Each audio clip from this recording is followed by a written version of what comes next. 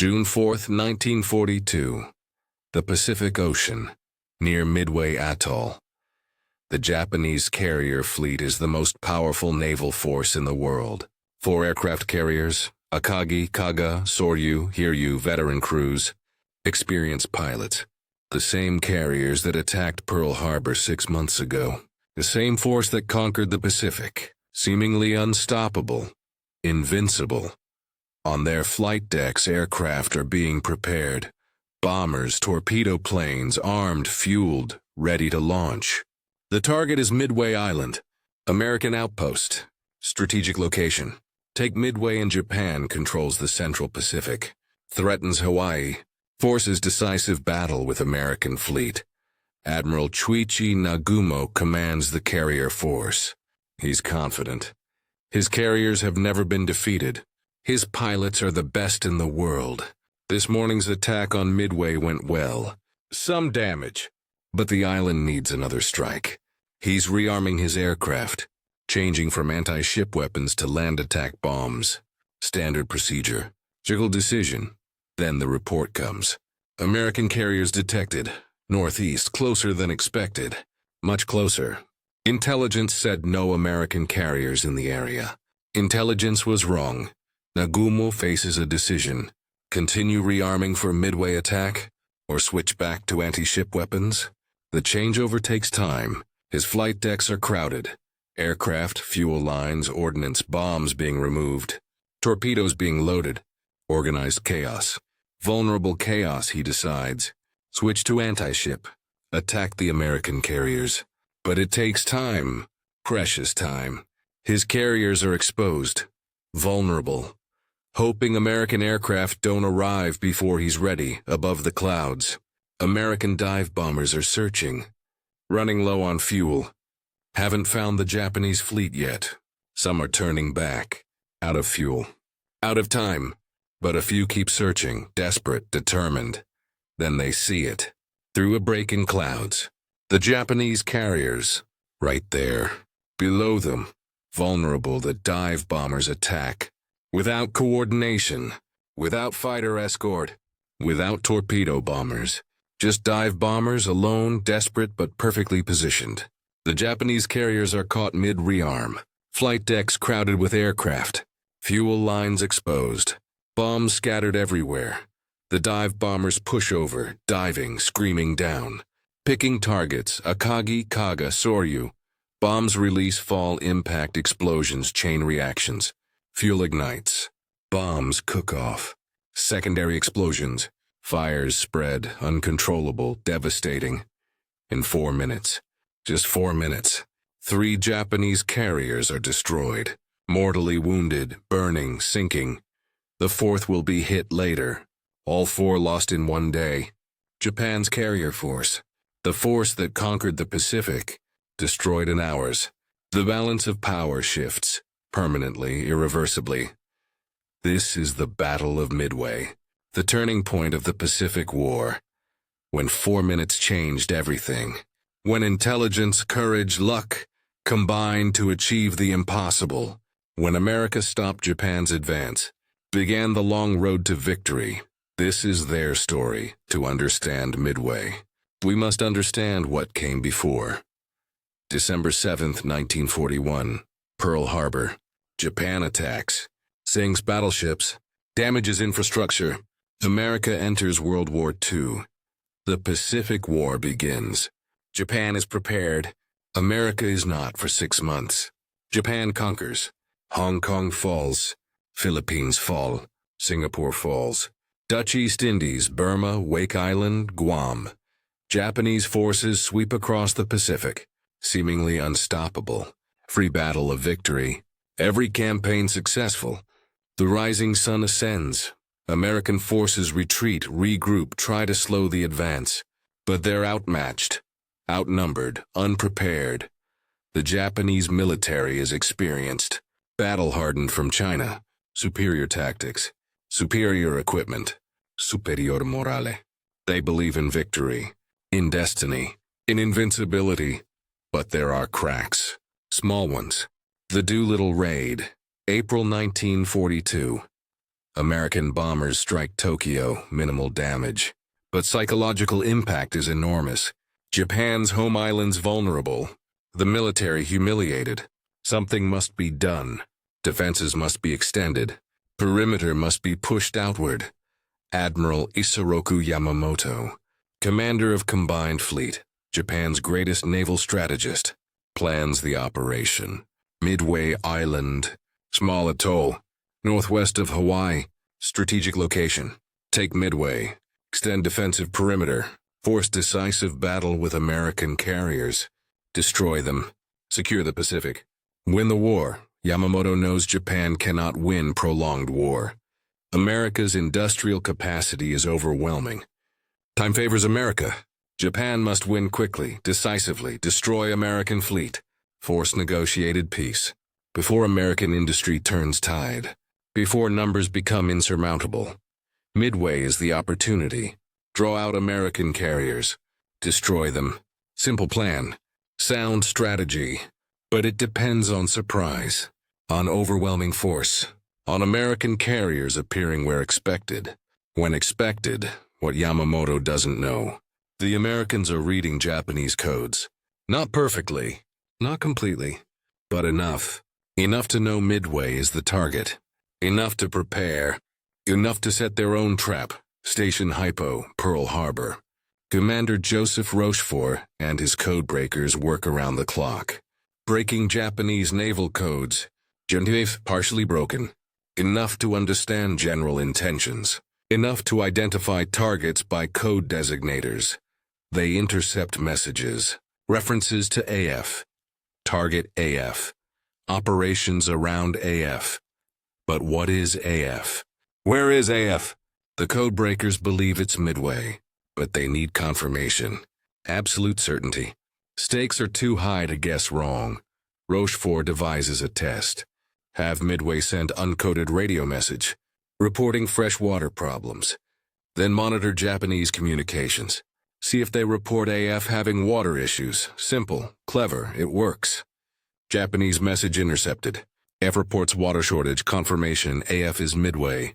The target is confirmed, Admiral Chester Nimitz, Commander Pacific Fleet, receives the intelligence.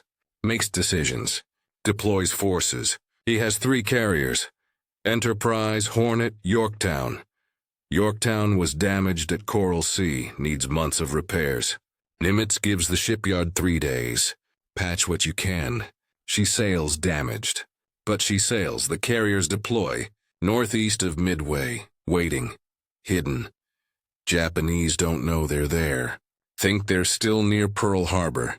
Think they have surprise. They're wrong. The trap is set. Now it's execution. Everything depends on the next few days. Everything Japanese forces approach Midway. Massive fleet. Not just carriers. Battleships, cruisers, destroyers, submarines. Transport ships carrying invasion force. Hundreds of ships. The largest Japanese naval operation of the war. Overwhelming force. Meant to crush resistance. Secure objective, but the force is divided. Carriers are separate. Battleships are separate. Invasion force is separate. All moving toward Midway but not together. Yamamoto's complex plan. Multiple forces. Multiple objectives. Coordinated timing. When everything works. Brilliant.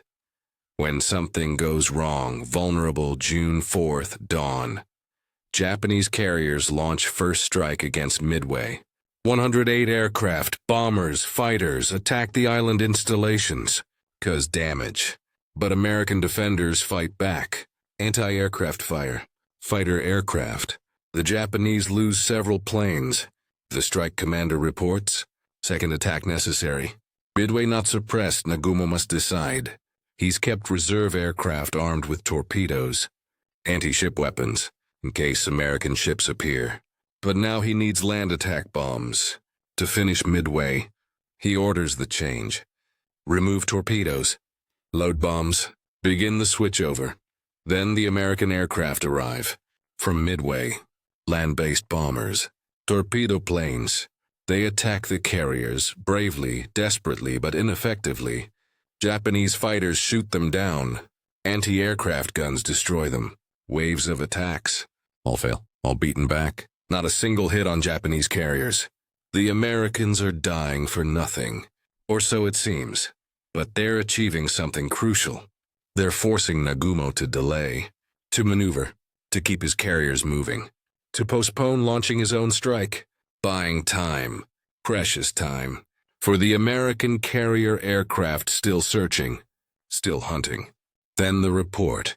American carriers detected northeast 30 miles. Maybe more. Nagumo is shocked. Carriers? Here now? Intelligence said no carriers. Intelligence was wrong. American carriers are here, close, dangerous, new decision required. Continue rearming for Midway? Or switch back to anti-ship? The flight decks are chaos. Half the aircraft are rearmed. Half aren't. Bombs, torpedoes, fuel lines. Everything scattered, disorganized, vulnerable. Nagumo decides. Switch to anti-ship. Attack the carriers. The right decision, but it takes time. Time to remove land bombs. Time to load torpedoes. Time to reposition aircraft. Time he doesn't have. The American carriers launched earlier. Separate strikes. Not coordinated perfectly, but launched. Heading toward last known Japanese position. Torpedo bombers. Dive bombers, fighters flying separately. Different speeds. Different altitudes. The formations scatter. Communication is difficult. Coordination breaks down. The torpedo bombers arrive first. 3 squadrons. Torpedo 8 from Hornet. Torpedo 6 from Enterprise. Torpedo 3 from Yorktown. 41 aircraft total, slow, obsolete devastators. Armed with unreliable torpedoes. They attack alone. No fighter escort. No dive bomber coordination. Just torpedo bombers. Against the most powerful carrier fleet in the world. It's suicide. Everyone knows it. But orders are orders. Duty is duty. They attack anyway. Low and slow. Straight runs, predictable. The Japanese fighters pounce, zeros, fast, maneuverable, deadly. They tear through the torpedo bombers, shooting them down, one after another. Anti-aircraft fire joins in. Curtain of fire. The torpedo bombers fall, exploding, splashing, dying. Torpedo 8. 15 aircraft. 14 shot down. 1 survives.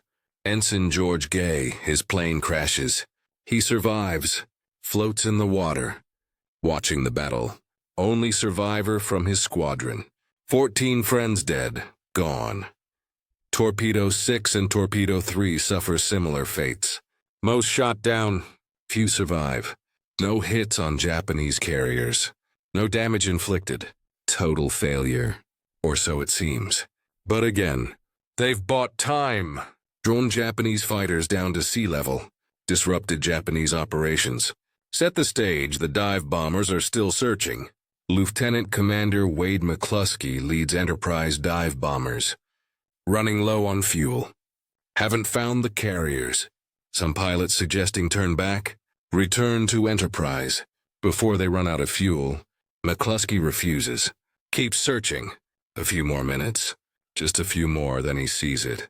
Japanese destroyer. Racing north. Why? He follows. The destroyer is rushing to rejoin the fleet. Leading McCluskey directly to the carriers.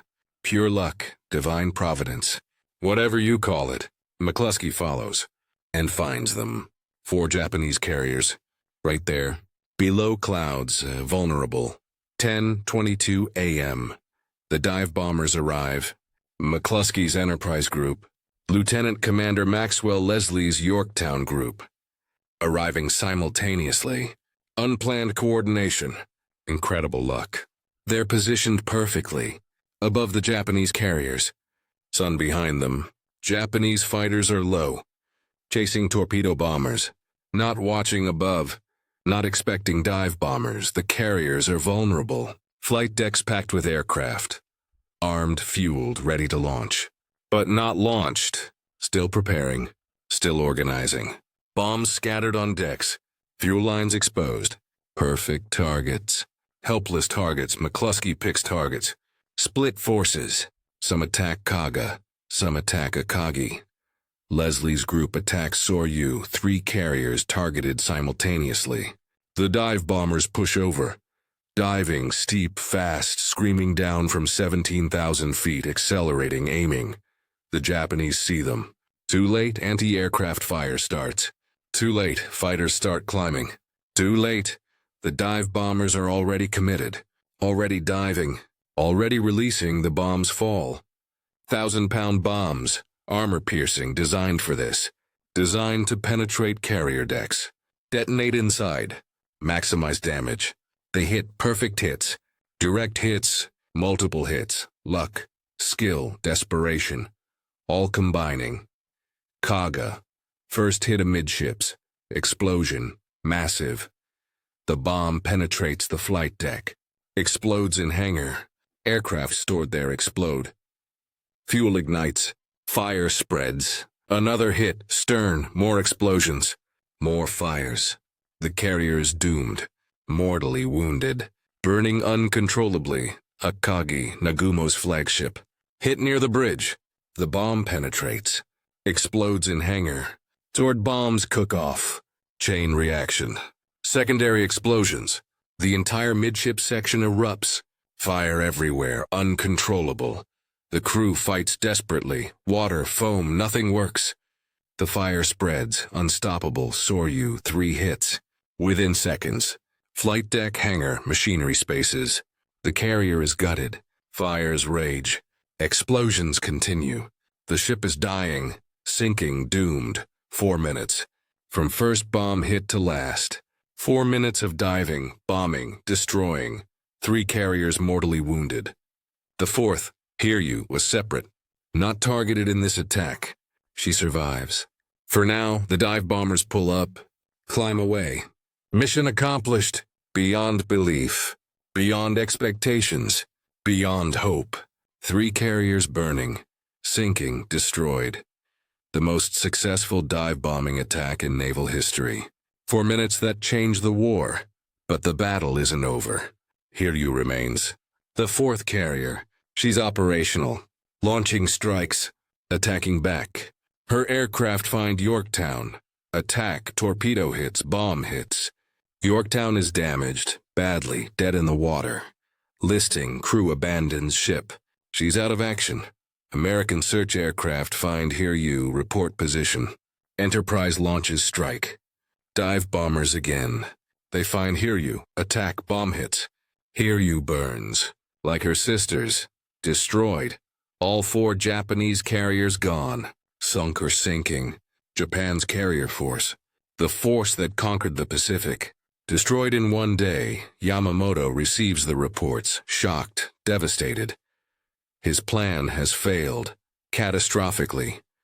He orders withdrawal, retreat, cancel the Midway invasion.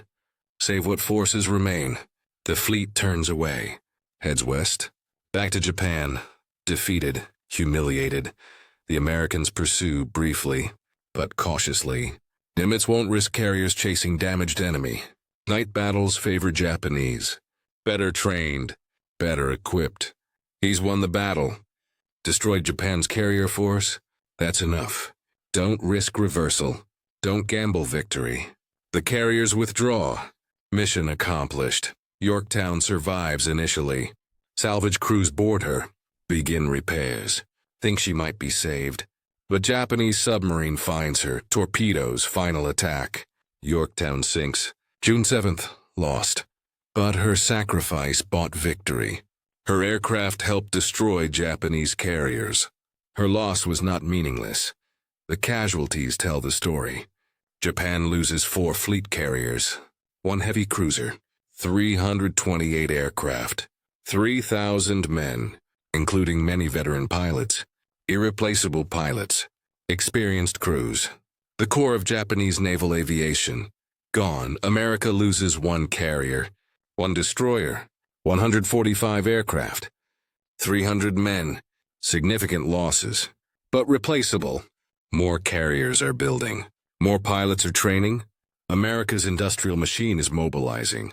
Time now favors America. The strategic impact is enormous. Japan's offensive is stopped. No more conquests. No more expansion. From now on, defense, retreat, slow defeat. The tide has turned. Midway is the turning point, the high watermark of Japanese expansion. Everything after is decline. Yamamoto knew this.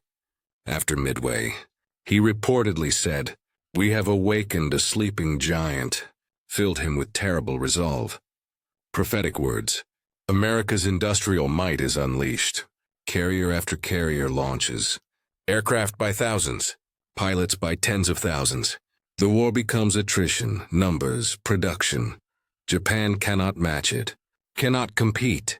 The outcome becomes inevitable, but that's future.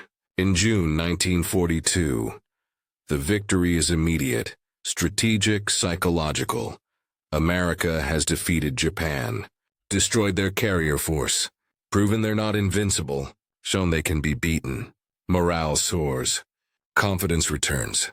The road ahead is long. But now there's hope. Now there's belief. Victory is possible. Why did Japan lose? Multiple factors. Intelligence failure. Americans read their codes.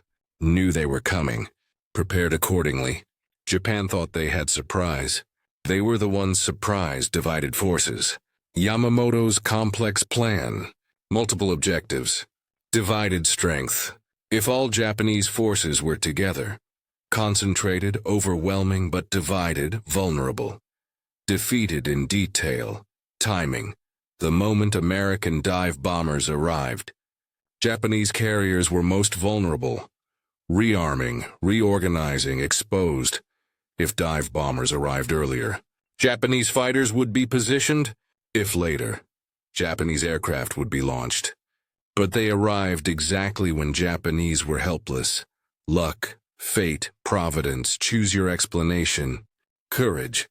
American torpedo bomber crews attacked despite hopeless odds. Drew fighters down. Bought time. Died buying minutes. Their sacrifice enabled dive bomber success. Heroism enabling victory. Skill. The dive bomber pilots.